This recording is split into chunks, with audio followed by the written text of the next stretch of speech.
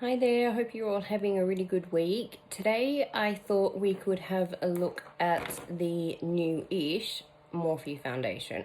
So the foundation comes in a box like this, and it is the Filtered Effect foundation, and the bottle looks like this. So they've updated their packaging. You might remember the old foundation which looked like that, and that was the total wrong color for me. That's why I never used it, but I did also find it a little bit dry.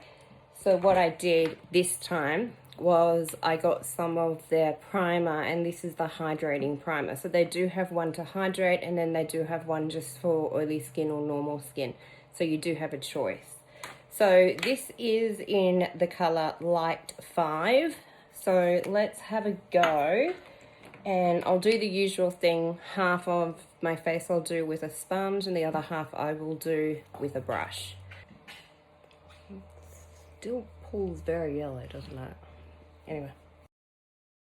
Foundations seem to sit better on my skin with a sponge, and I don't know why. It doesn't seem to matter what foundation I use. Sometimes the IT Cosmetic brushes are okay, and sometimes the Sigma brushes, but even so, I still prefer to go over my face once I've finished with a sponge, just to make sure that it's all nice and worked in.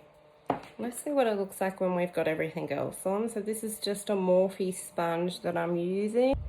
So I'm just working that really well into my nose, because that's where I find a lot of my foundation comes off. So in terms of coverage, you can still see that spot I've got on my face. I would say it's a medium coverage when you first put it on, but it looks like you could probably build it up. I have to apologize for the noise. The dogs seem to think that there's something to play with, and they keep running up and down the stairs. This is very yellow. When you're selecting your color, bear that in mind. I put in 3 different color shades of different foundations to get this color come up. So I'm not too sure what went wrong. If you put in 3 foundations, you should be pretty set to get a pretty good, close enough color.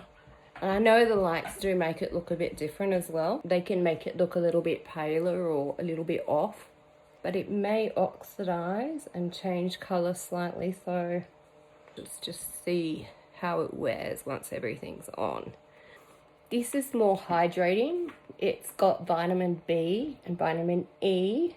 It's actually got a little bit of skincare. I do have the Morphe Concealer, and this is in the color C1.25. I think this color is going to actually be okay. It seems to have sort of shifted a little bit in the tone. And also, I'm under a bright yellow light. I'll just grab a little sponge and just work that concealer in. And then with whatever I've got left on the sponge, I'm just going to put on my eyes. I'm just going to do my eyebrows, and I will be right back. Okay, my brows are done. What I'm doing now is I'm just going over a few little spots to see how buildable it is. It seems quite buildable. I think you would need to be very careful with what primer you use for this foundation. I would say make sure that it's a dimethicone based primer for sure. Don't try and use a water-based one, because if you do, I don't think it'll mix very well. Just use the Anastasia Brow Wiz for my brows. I did have the Morphe one. I just don't know where I've put it. I've looked and I've looked. I can't find it. I'm in the shade Latte for that one. What I do have though is the Morphe Powder. I've just wiped it over, so it looks a bit sort of weird. So this comes with a sponge, and this I already had. So this I haven't tried with this foundation. And it's just like that. just a hint, if a face powder comes with a sponge to apply it, that's a hint from the manufacturer that that is the best way to apply it. It's probably one shade too yellow, but hopefully we can fix that. What I do have is the blush palette 8W. So it's got some really pretty colors. You could use them for eyeshadows as well. Into a color, I'm just gonna grab that from the Hourglass palette. This was last year's palette. Absolutely stunning, so pretty. Just gonna grab some of this color here, and I'm just gonna put a bit down my face, give my face a bit more color. Yes, I'm not blending the best. You can do it, but, and I know for a fact it's not the Hourglass powder because that usually blends very, very nicely.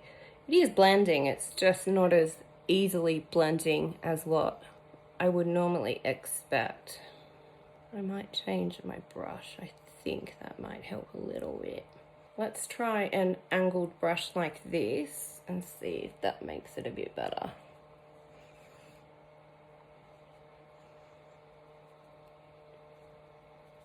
Normally this Hourglass powder will go on any brush and it just looks fantastic, and it's looking good on this with this brush, but it should have looked better and applied a lot easier with the other brush as well. I've got a fairly big gap between my forehead and where my eye starts, so I can afford to put a bit more on, but the less room you have here, the less far you want to come down. So if you don't have a lot of room here, keep it just across the top and just blend it out so that you can't see where it starts and where it stops. That's the trick. And try to blend your contour upwards. You don't want to bring it down past your bottom of your ear. Preferably you don't want to bring it down all the way to the side of your mouth either.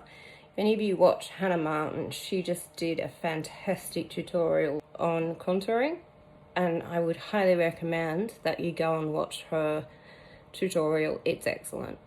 Another person who does some really good tutorials is Rose Gallagher, and she is fantastic. She works for It Cosmetics, but her tutorials and her content is absolutely fantastic as well. Okay, so this is not looking that bad now.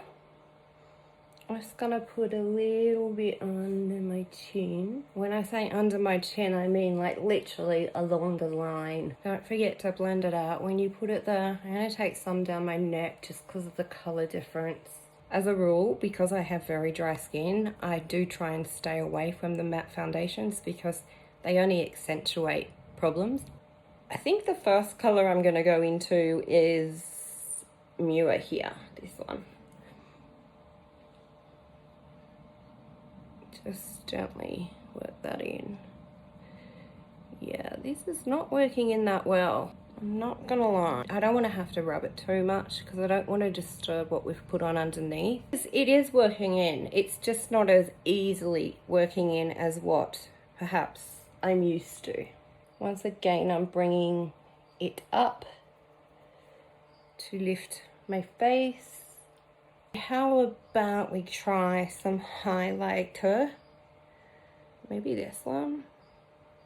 This is the lightest highlighter in the palette. Yeah, that one there. Well, let's do that. I got this palette months and months and months ago, and I haven't actually used it yet, so this is a really good opportunity to use it. This is the 35C palette from Morphe, and it is very, very pretty.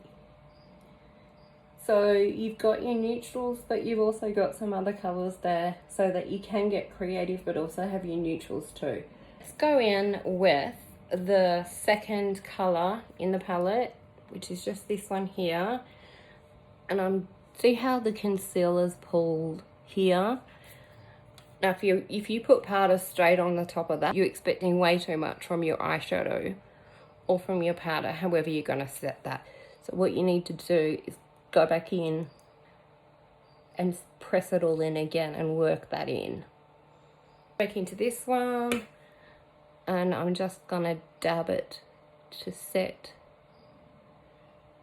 that small amount of concealer and also make sure that that eye is all one color. You can use translucent powder for this too, you don't have to use shadow. Let's go on into the first color here. I'm just going to dump most of that on the outside and work it in. I'm just going to go into the brown actually, which is here. And I'm just going to lay that down over my whole lid.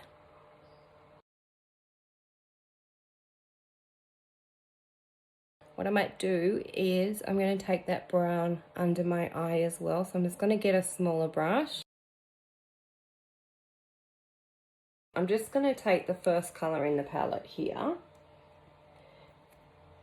And that's just a shimmery sort of very creamy looking colour.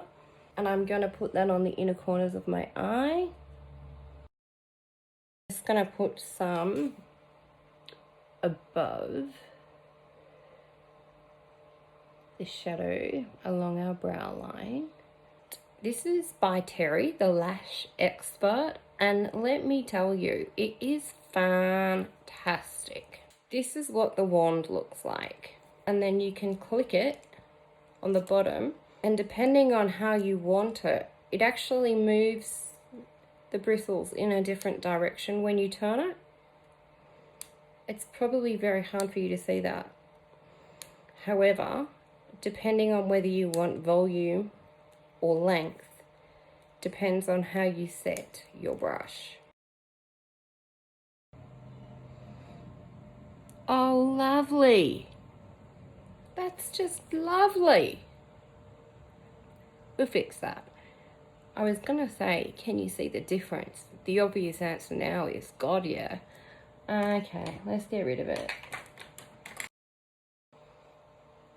Just wipe it away.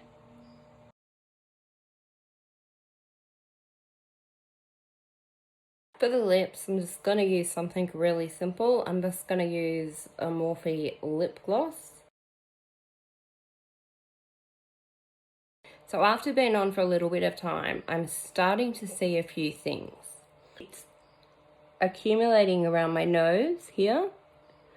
And it's also starting to settle into my smile lines down my face. I haven't set it, so sometimes setting it helps.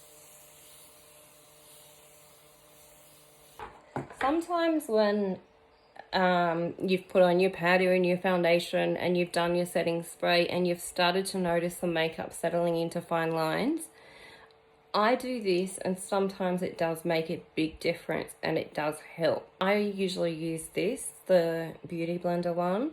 So you put your setting spray on, you've let that set, it's totally dry. You've got to wait for it to be totally dry. Then what you want to do is go in with your sponge, whatever one you decide to use. Go back into your translucent powder, tap it on there once. You don't need a lot, right? This smile line here, what I'm going to do is go over it with the sponge. And sort of puff out my cheek while I'm doing it. Can you see that's gone? Gonna do the same thing to my chin. See along here. What I'm doing is just working in that powder that I've already put on there, and I don't need to keep putting more powder on here because there's plenty on my face. So now that I've done that on my cheek, I'm just gonna do the other side just in case it has any bright ideas to copy the other one. Then you can also go and do under your eyes very gently as well. Can you see that? How that's just taken away all the fine lines? And because we've put the setting spray on, it should stay like that now. If you notice it's starting to happen again in a few hours, what you can do is exactly the same thing, except you don't need to worry about putting any more setting spray on. So I hope you enjoyed it. I'll let you know how this wears. The cat's hungry, so I should go and feed her. Hopefully it will stay looking like this for a good 12 hours. All right, thanks guys, bye.